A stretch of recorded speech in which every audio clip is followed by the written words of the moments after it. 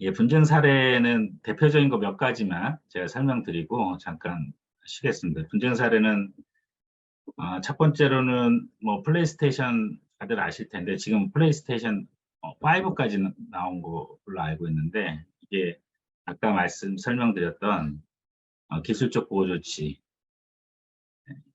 위반에 해당되는 겁니다. 기술적 보호 조치 무력화 금지.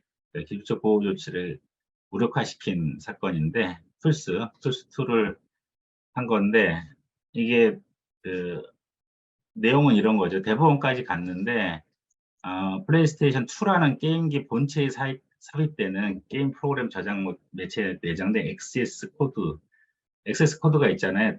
돌아갈 수 있게, 그러니까 실행될 수 있게 하는 액세스 코드가 있는데 이 액세스 코드 없이도 프로그램을 실행하도록 해준 거죠. 그 락을 깨가지고. 그래서 이 문제가 됐던 거는 이 저장 매체 게임 프로그램, 그러니까 플스2에 내장된 액세스 코드 자체가 기술적 보호 조치에 해당하냐 이게 쟁점이 됐는데 대법원은 이거 당연히 기술적 보호 조치에 해당한다. 기술적 보호 조치에 해당하기 때문에 이걸 깬 거는 방금 설명드렸던 기술적 보호 조치 무력화 금지 조항이 위반되는 거라서 책임이 있는 거다라고 한 거고요. 그래서 액세스 코드가 없는 불법 복제된 게임 CD도 플스2 통해서 프로그램 실행이 가능하도록 한 거예요. 이 사건의 피고인이. 벌금 300만 원을 받았거든요. 저작법 위반으로 벌금 300만 원을 선고된 피고인이었는데 락을 깬 CD를 영리로 판 거죠. 영리로 팔아서 적발이 됐고 그래서 계속 어떻게 액세스 코드가 기술적 보호 조치가 되냐 이러면서 항소심도 갔고 대법원까지 올라온 거예요. 대법원에서 그 기술적 보호 조치 해당되고 프로그램 실행하도록 불법제 CD도 할 수 있게 한 거는 저작권법 위반이라고 해서 유죄 판결을 확정한 사건입니다. 그래서 지금 저작권법상에서는 기술적 보호 조치 무력화를 아, 그러니까 업을 위해서 하거나 이익을 위해서, 영리를 목적으로 하거나 이럴 때는 계속 처벌하고 있습니다. 그러니까 락을 풀 수는 있는데 그거 자체는 문제가 되지 않을 수가 있는 거예요. 다만 형사처벌을 가는 거는 영리 목적으로 하거나 그걸 업으로 하는 경우에 형사처벌이 대상이 되는 거예요. 그거를 참고해 주시면 될 것 같고요. 어, 그래서 이 대법원 판결에서는 이 무력화 금지 조치 위반죄, 그러니까 기술적 보호 조치 무력화 금지 규정 위반죄가 그 취지 자체가 그냥 개인적으로 뭐 이렇게 락을 깨보거나 자기 컴퓨터 실력을 늘리기 위해서 이런 걸 처벌하는 게 아니고 다수의 사람이 프로그램 저작물을 불법적으로 이용할 수 있도록 기술적 보호 조치 무력화 장치를 전파하는 행위를 제한하는 거라고 이렇게 명시하고 있는 겁니다. 그래서 아, 소프트웨어를 정당하게 구입해서 해당 소프트웨어 원본을 보호할 목적으로 기술적 보호 조치를 무력화해서 복제물을 생성하는 것은 허용될 수 있는 거다. 이렇게 보는 겁니다. 그러니까 어떤 손괴나 폐기나 뭐 변질이나 이런 위험이 있어서 그 락을 깨서 복제를 해놓는 요거까지는 허용되는 거예요. 실제 그 소프트웨어를 구매한 사람이. 근데 그렇지 않고 락을 깨서 그거를 다중의 사람한테 판매를 하고 다중의 사람이 영리 목적으로 그거를 이용할 수 있게 하는 거는 그거는 저작권법의 기술적 무력화 조치 금지 조항이 위반되는 범죄 행위다 이렇게 판단을 한 겁니다. 그거를 구분을 그냥 참고로 하시면 될 것 같고요. 이거는 이게 확장자 INI 파일이 보통 설정 파일이잖아요. 환경 설정 파일. INI 파일인데 이거 같은 경우는 이 1심, 2심, 3심이 좀 다 견해가 다 이게 여러분들 아시겠지만 이 소프트웨어나 뭐 AI나 이쪽은 이런 법을 다루는 사람들이 전문적인 지식이 많지가 않아요. 그래서 정통하지도 않고 그래서 법적인 절차에서 전문가들의 그런 감정 의견도 듣고 기술적 분석 검토 보고서도 참고하지만 그래도 다들 많이 이제 아직도 미지의 세계가 많이 있는 거라서 막 다 다릅니다. 그러니까 신급마다 판단이 달리 나오는 경우가 종종 있어요. 이거 사건이 그런 겁니다. 그러니까 A 업체, 이게 채권자는 그냥 우리가 원고, 소송을 제기한 사람 이렇게 인정하면 되고, 이건 가처분 사건입니다. 그러니까 A 업체가 도서관, 자료관리 시스템을 만든 거예요. A 시스템이라는 걸 만들어서, 그래서 B 기술, 그러니까 그 읽어가지고 딱딱 찍히는 거 있잖아요. 태그 읽어가지고 또 RFID 뭐 이렇게 하는데, 그 기술을 이용해서 책에 부착된 태그를 무선으로 인식해서 뭐 책 3권 이상을 처리할 수 있는 리더기를 개발했다는 거예요. 채권자, 그 원고 회사가. 그래서 이 단말기, RFID를 단말기를 자기네 자료관리 시스템이라는 A 시스템에서 사용하기 위해서는 뭐 연동시키는 프로그램이 당연히 필요하겠죠. 시스템이 있고 단말기가 있으면 그 단말기와 시스템 자료관리, 도서관리 시스템 연결하는 당연히 연동시키는 프로그램이 필요한데, 이 상대방이 그거를 저작권 침해했다고 소송을 제기했던 겁니다. 너네 그거 쓰면 안 된다. 우리 프로그램 도용하는 거다. 그래서 저작권 등록을까지 마친 프로그램인데, 그래서 침해 중지 청구를 한 겁니다. 너 그 제품 더 쓰면 안 된다라는 거였고요. 이 채무자는 이게 여러 도서관에 깔린 제품이었는데, 프로그램이었는데, 도서관 관리 프로그램에 단말기, 다른 단말기, 그러니까 채무자는 피고인 거예요. 소송을 당한 사람이라고 생각하시면 되고요. 자기네 회사의 단말기 제품을 채권자 소를 제기한 쪽 프로그램에 연동해서 거기에 납품을 한 거예요. 여기는 그러니까 단말기만 납품을 한 거예요. 이 소송을 당한 쪽 회사에서는 단말기 납품해서 원고의 관리 프로그램에서 그걸 연동시켜가지고 서비스를 제공한 거죠.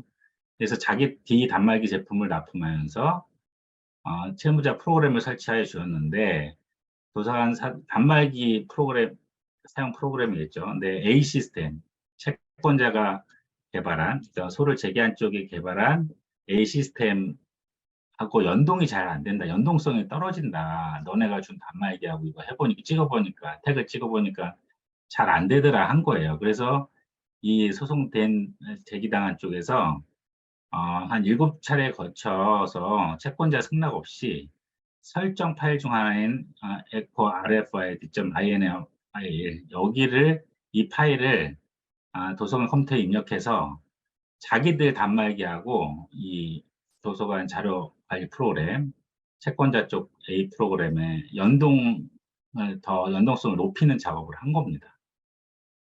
이런 구동용 프로그램을 사용한 거예요. 이 INI 파일, 이 설정 파일을 가지고. 근데 이 채권자는 이 파일을 채무자가 승낙 없이 사용했기 때문에 자기 컴퓨터 프로그램 침해다, 저작권 침해다 하고 소송을 제기한 거예요. 근데 1심 서울동부지방법원에서는 채권자 손 들어줬고요. 서울고등법원 2심에서는 또 채권자 손 들었어요. 그래, 맞다. 너네 프로그램 한 거니까 침해된 거 맞다. 이렇게 얘기를 한 겁니다. 그런데 대법원이 이걸 뒤집었어요. 대법원이 이걸 1심과 2심의 판단과 전혀 다른 판단을 내렸습니다. 왜냐하면 이 echo rfid.inf 파일, 이 설정 환경 파일은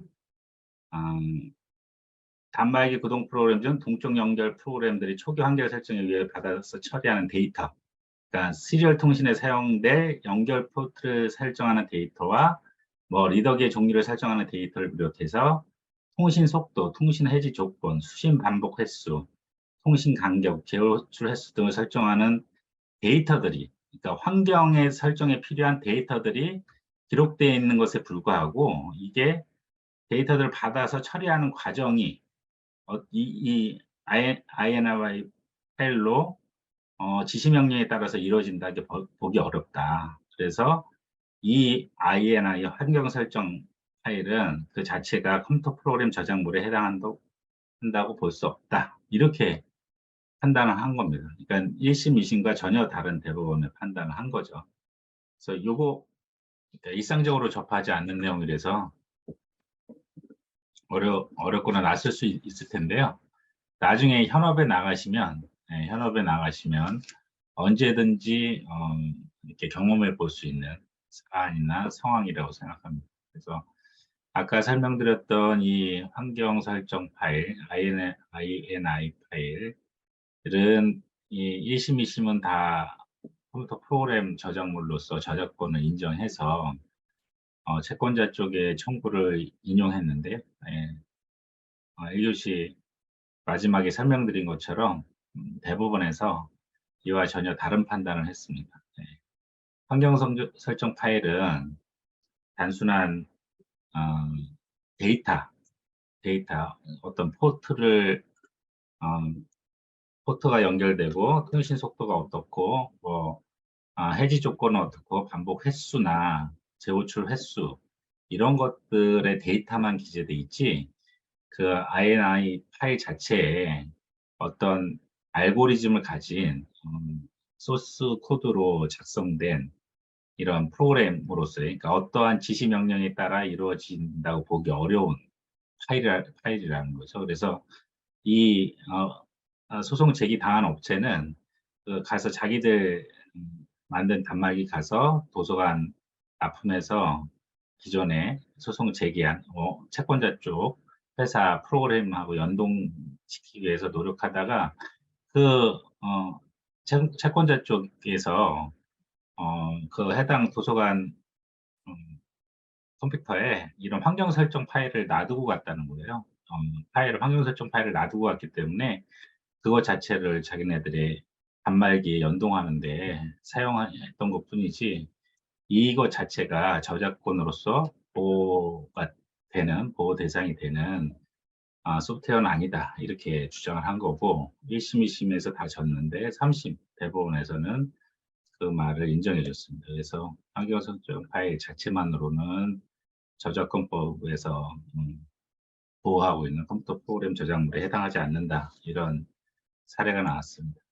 근데 좀 유념해서 보실 거는 이 소송이라는 게 이렇습니다. 이게 1심이 보시면 그러니까 나중에 뭐, 어, 어떤 자료 보실 때도 참고하실 수 있을 텐데요. 보통 저희가 판결문을 이렇게 씁니다. 논문 쓸 때 어떤 순서로 쓰는 거하고 동일한 건데요. 예, 서울 동부지방법원은 해당 판결을 한 법원이고 2012년 1월 11일은 그 해당 판결을 선고한 선고 날짜입니다. 2011 갑 12056호라는 건 이건 사건 번호예요. 그래서 보통 2011이면 2011년도에 접수된 사건인 거고요. 카합이라는 건 이거 사건별로 기호가 부호되어 있는 겁니다. 이거 같은 경우는 뭐 가처분 사건이었기 때문에 카합이고 1256호는 2011년도에 서울 동부지방법원에 이런 가처분으로 접수된 번호예요. 1256번째 사건이라는 거예요. 그래서 이렇게 이 사건 번호로 특정을 해서 한 거 11년도에 접수됐는데 2012년 1월에 1심이 나왔고 항소심 올라가서 2012년도 항소심이 올라갔는데 2012년 9월에 항소심 결정이 나왔죠. 근데 대법원은 2012년에 접수됐는데 2014년에 대법원 판결이 나왔습니다. 그러니까 소 제기하고 나서 2011년에 소가 제기됐는데 가처분 사건, 가처분은 빨리 진행돼야 되거든요. 근데 빨리 진행되는 절차임에도 불구하고 대법원의 판단, 이런 최종적으로 판단을 받는데 3, 4년 이상이 걸립니다. 그러니까 법적인 절차를 그러니까 소송 절차를 통해서 어떤 분쟁을 해결하자고 할 때는 이런 시간이 많이 소요된다는 걸 감안해 주셔야 되고요.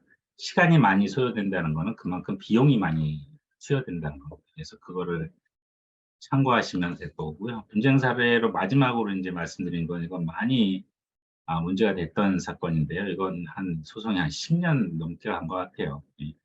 팜 히로즈 사가 사건이라고 이렇게 똑같은 거 나오면 막 이렇게 사라지고 하는 그런 게임들 많이 해보셨을 거예요. 이게 다 외국계 업체에서 만들어서 이제 저희 폰 모바일용 게임으로 출시를 했던 건데 팜 히어로즈 사가 여기 이제 게임 제작사가 이 게임 나오고 나서 몇 개월 후에 우리나라 우리나라 아니고 중국이랑 이게 합작된 회사에서 카카오로 이런 포레스트 매니아 게임을 제공하기 시작했습니다. 그래서 이 팜 히어로즈 쪽에서 이거 우리 거 베낀 거 아니냐 게임 이거 베껴서 그대로 우리가 출시한 지 얼마 몇 달도 안 돼서 그대로 베껴서 하는 게 말이 되냐 이렇게 해서 소송을 제기했어요. 첫 번째는 자기네 아, 소프트웨어 저작물 침해다. 이걸 이유로 제기를 했고, 두 번째는 불공정 행위다. 우리가 상당히 시간과 돈을 투자해서 만든 모바일 게임인데 니네가 그걸 모방해가지고 그냥 만든 거다. 그러니까 첫 번째는 저작권법 위반, 두 번째는 공정거래법 위반 이렇게 두 가지 이유로 포레스트 매니아 쪽에 대해서 소송을 제기했습니다. 손해배상 청구 소송. 그러니까 너 더 이상 이 게임 운영하게, 그러니까 링크로 접속해서 운영할 수 없어. 이렇게 침해 정지와 손해배상 우리 손해 얼마 냈으니까 얼마 내나 이렇게 해서 소송을 제기했습니다. 소송의 결과는 1심 같은 경우, 그러니까 이것도 아까 설명드린 2014년도에 서울중앙지방법원에 접수된 사건이고요.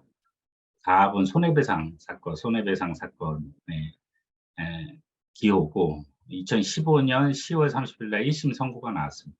서울중앙지방법원에서는 이렇게 판시를 했어요. 저작권법 위반의 주장에 대해서는 이 원고 쪽 게임, 팜 히어로즈 사가 쪽하고 이 피고 게임, 포레스트 매니아, 이 피고 게임 중 중복되는 게임 규칙 부분은 그러니까 게임의 규칙 부분은 저작권 보호 대상 자체가 아니다.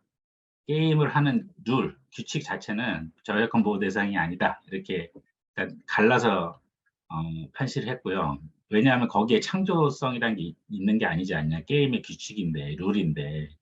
그러니까 야구 게임에 룰이 있는 것처럼 어떤 한 게임의 룰이 어떻게 창작성이 있는 저작권 보호 대상이 되느냐. 이렇게 해서 그 기각하고 이를 제외하고 저작권 보호 대상이 되는 구체적인 표현 부분 역시 실질적 유사성이 인정되지 않는다. 그러니까 1심 판결문을 쭉 보면 뭐 이미지도 비슷하고 뭐 이모티콘도 비슷하고 하지만 뭐 실질적으로는 이런 측면에서 다르다 이렇게 쭉 설시를 해요. 그래서 실질적 유사성이 인정되지 않는다 이렇게 하면서 팜 히어로즈 쪽 저작권은 침해하지 않는다고 판단을 했습니다. 1심은. 다만 공정거래법 위반은 맞다 이렇게 한 거예요. 저작권법 위반은 아닌데 출시 날짜나 이 전체적인 게임의 운영 방식이나 이런 걸 보면 실제 모방해서, 그러니까 저작권 침해 모방은 아니지만 실제 비슷한 제품을 약간 유사하게 만드는 그런 거죠. 그런 행위라고 본 거예요. 그래서 피고 행위는 공정한 상거래 관행이나 경쟁기세에 반하는 행위. 그 불공정 행위라고 공정거래법에 여러 가지 사유 중에 하나로 돼 있는 거거든요. 그래서 공정지수에 반하는 행위라고 보면 상당하기 때문에 아, 게임 업계에서는 어떤 게 나오면 좋은 게 나오고 많이 비슷한 게임들이 많이 나온다 이런 주장을 한 거예요. 피고 게임 업체 쪽에서는. 근데 그런 관행이 게임 업계에 존재하고 있었다고 하더라도 그것만으로 이 피고의 어떤 오사 게임 출시가 정당화시킬 수는 없다. 그래서 공정거래법 위반이기 때문에 민법상 불법행위에 해당한다. 이렇게 판단한 겁니다. 그래서 저작권법 위반은 아닌데 공정거래법 위반이라고 해서 이제 판결문을 보시면 뭐 나중에 민사소송 판결문을 보면 형사도 마찬가지지만 법적인 강제력이 미치는 건 이 주문이에요, 주문. 요거는 이게 확정이 되면 이게 지켜지지 않으면 강제 집행 절차를 할 수 있는 그러니까 강제력이 있는 겁니다. 여러분들이 그냥 일반적인 도덕이나 법이 가장 큰 차이가 나는 게 강제력이라고 배웠었잖아요. 중고등학교 때. 그 강제력이 현실에서 구체적으로 나타나는 게 이 판결문의 주문입니다. 이 판결문의 주문의 내용을 상대방이 지키지 않으면 어떤 강제적인 법에 의해서 절차를 진행할 수가 있어요. 그래서 원고가 청구한 건 그거예요. 피고가 카카오 통해서 하는 거니까 그 카카오 링크 게임을 직간접적으로 일반 사용자들에게 사용하게 하거나 선정 광고 복제 배포 전송 번안해서는 안 된다. 그러니까 링크 보내가지고 게임 접속할 수 없게 해라. 그리고 손해배상금으로 11억 6,800만 원 정도 하고 그다음에 너네 출시일로부터 연 이자율 20%. 지금 이때는 법률상 연 이자율이 20%로 정해져 있었는데요. 지금은 이게 너무 높다고 비판이 제기되게 돼서 지금은 법상 연 12%로 낮춰졌습니다. 네, 참고하시면 되고 그리고 이걸 지키지 않을 경우, 그러니까 걔네가 실제 운영한 날짜부터 지키지 않을 경우 날짜까지 해서 매월 8,300만 원 정도의 돈을 지급하라고 하는 원고 승소, 일부 승소인데 대부분 승소한 거죠. 승소하는 판결을 내린 거예요. 그래서 저작권법 위반은 아닌데 공정거래법 위반이다, 불공정행위다 이렇게 해서 판결한 거예요, 1심은. 근데 2심은 서울고등법원이죠. 서울고등법원에서 15년에 이제 원 피고가 다 항소했는데 피고 쪽이 더 억울하겠죠. 자기들이 대부분 졌기 때문에 자기들 게임 출시한 거 이제 거의 못하고 11억 원 토해내야 되고 매월 한 8,300만 원 손해 배상금 지불해야 되니까. 그래서 항소를 제기했는데 서울고등법원에서는 원심의 판단을 다 뒤집었습니다. 다 뒤집어서 1심 판결 중 피고 패소 부분을 취소하고 원고 청구를 다 기각시켰어요. 그러니까 저작권법 해당 안 되는 거는 그래 1심 판단 맞아, 저작권법 해당조차가 안 돼. 그리고 공정거래법 위반 부분에 대해서 항소심은 이거 뭐 게임 업체들 다 이렇게 하는데 이게 어떻게 공정거래법 위반이야? 그래서 이거는 인정할 수 있어요 해서 원고 청구를 다 기각시키는 판결을 합니다. 그래서 한 번 또 엎치락 뒤치락 한 거죠. 근데 대법원에서 처음으로 이제 게임 저작물에 대한 판시를 하면서 이 결론을 완전히 또 뒤집습니다. 이게 대법원 2019년 6월 27일 선고 2017다 21209 판결인데요.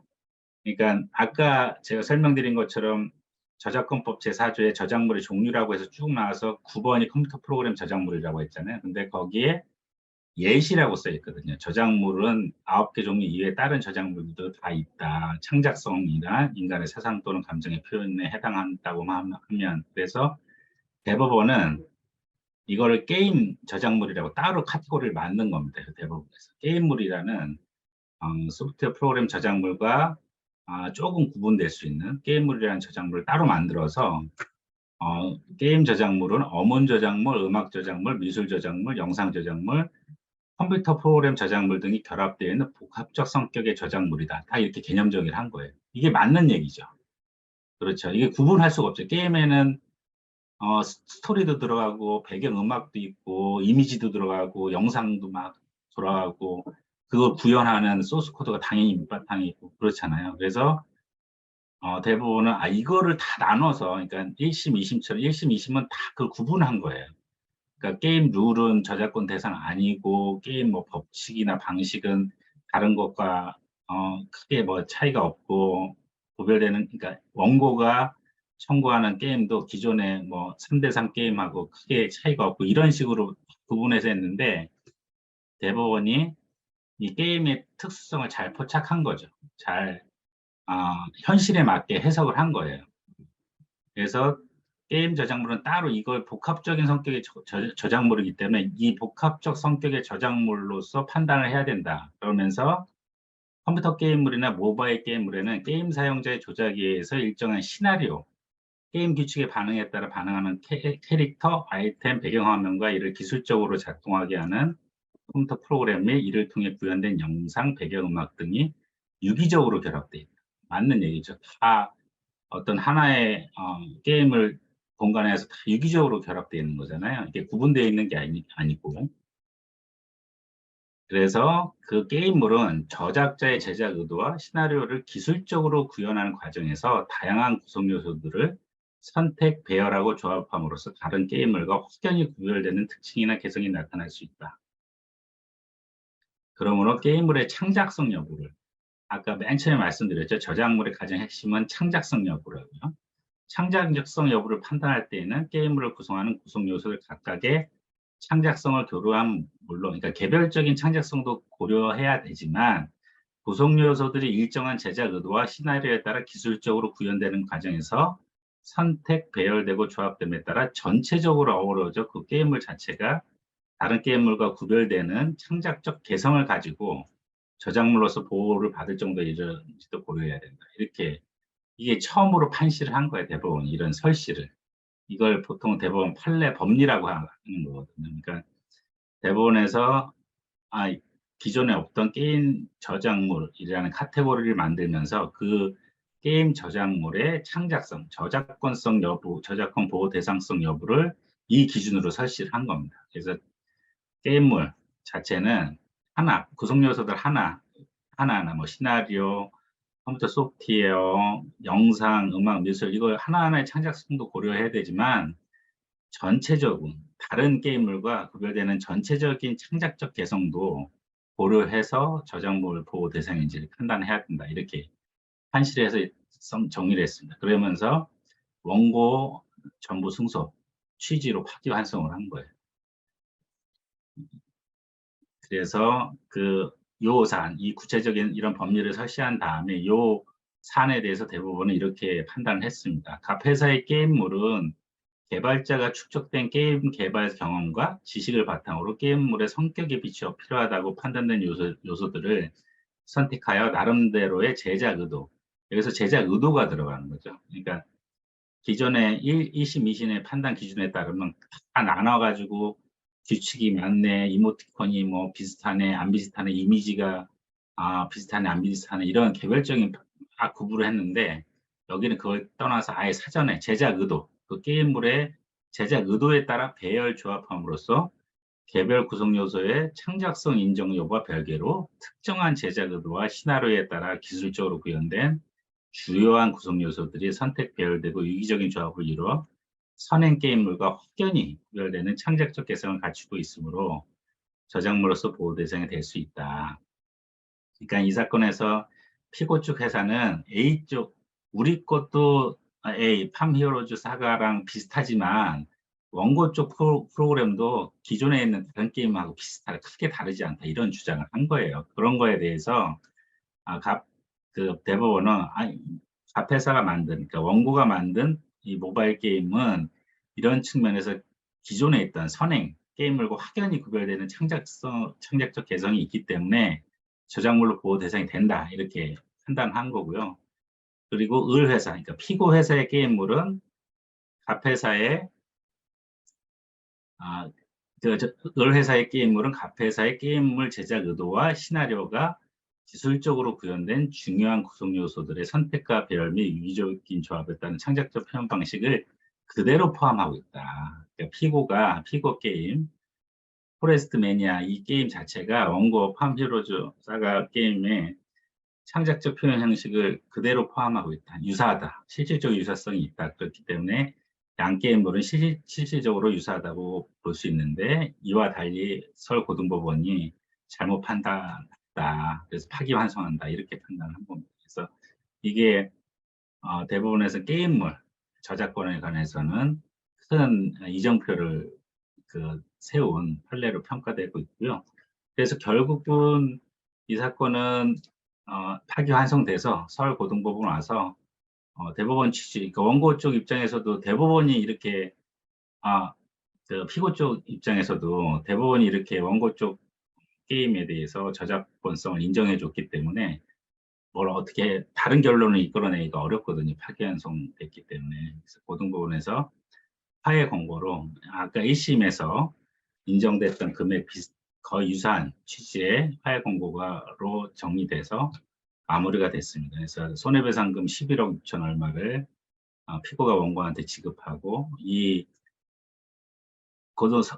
서울고등법원 최종 판단 단계 2020년 4월 6일이잖아요. 그러니까 2015년 10월부터 2020년 4월까지 한 11억 6천만 원의 연 20% 비율의 지연손해금까지 부담하게 됐고 2015년 4월 1일부터 중단한 날까지 매월 8,300만 원 계산한 돈을 지급하는 이렇게 결정이 돼서 정말 엄청난 엎치락뒤치락과 큰 대법원 판례 법리까지 내세우면서 거의 지금 1심 이게 파기환송 최종 화해 공고 결정이 된 게 2020년 4월 6일이잖아요. 맨 처음 소송 제기가 보시면 아시겠지만 2014년에 있었어요. 1심이 2014년에 있었는데 파기환송심이 언제 화해 공고 결정이 되냐 2020년에 화해 공고 결정이 됐습니다. 그래서 이걸 보면 일단 뭐 절차적으로 상당히 시간이 많이 걸린다. 이런 말씀 먼저 드렸고요. 그다음에 저작권에 해당된다. 게임물 자체가. 앞으로도 이런 유사한 판례들이 더 나올 수 있을 것 같습니다. 지금 많이 이제 새롭게 문제될 수 있는 게 이제 AI거든요. 인공지능. 어, 특히 딥러닝 관련해 가지고 그 알고리즘에 그러니까 고위험 AI 같은 경우는 실제로 그 AI 기지 안에서 어떻게 막 이렇게 선택이 돼 가지고 최종 결과값이 나오는지 그 역분석하는데도 상당히 어렵다고 얘기들 하잖아요. 그래서 그거 같은 경우에 어떠한 기준으로, 그러니까 AI 알고리즘을 어떠한 기준으로 저작권성을 인정할지, 이게 법적에서는 큰 문제가 될 수가 있습니다. 근데 실제 아직까지 사건이 우리나라에서 구체적으로 사건으로 발된 건 아직 없고요. 지금 국회에서는 인공지능 산업 관련해서 지능에 관한 법률 이런 게 입법 논의가 많이 되고 있는 상황입니다.